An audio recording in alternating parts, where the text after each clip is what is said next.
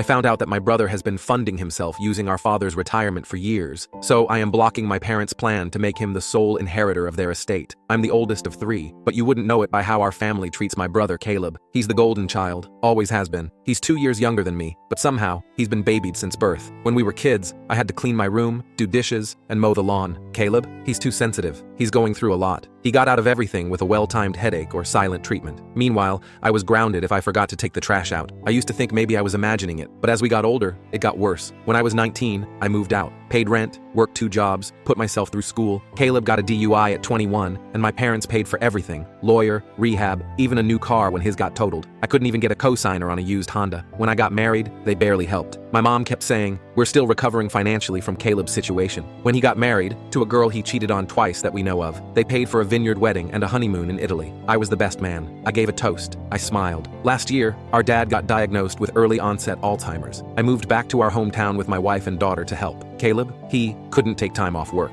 So I became Dad's de facto caretaker. Appointments, meds, emergency calls, watching a man who raised me forget who I was. 3 months ago, Dad wandered off while I was putting my daughter to bed. I called Caleb in a panic. He didn't answer. Later I found out he was at a poker night. Didn't even check his phone. My wife and I drove all over town that night until a gas station clerk called. Dad was barefoot, confused, and crying. I was furious. I finally let loose on Caleb, told him he was selfish, that I was done covering for him. He got real quiet and said, "I never asked you to be the martyr." That stung. Last week I found out our parents quietly added Caleb as the sole inheritor of their estate. The house, the savings, everything. When I confronted Mom, she said, "Caleb's always needed more help than you. You'll be fine." And just like that, a lifetime of resentment snapped into place. I realized I wasn't the oldest son. I was just the fallback plan. But here's the part no one knows yet. I've been keeping detailed records of Dad's finances because someone had to. And when I went through the accounts last night, I noticed something weird. For the last 2 years, Caleb's been paying himself out of Dad's retirement, thousands every few months, labeled as caretaking stipends, except he's never been here. This man was collecting money for care he never gave. When I brought it up to my mom, she froze, said Dad had insisted on setting that up a while ago because Caleb needed it more. I didn't argue. I didn't yell. Instead, I called our estate lawyer, and last Friday, when we all sat down to finalize the trust, I handed over every record, the missed appointments, the texts from Caleb bailing, and the financial statements showing where the money really went. The lawyer quietly nodded and said, "Thank you. This changes things." Caleb's face went red. He muttered something about betrayal and, "How could you do this to me?" before storming out. But this morning, I checked my voicemail. There was a message from an unfamiliar number, a man saying he is Caleb's real father. Full story on channel, link below.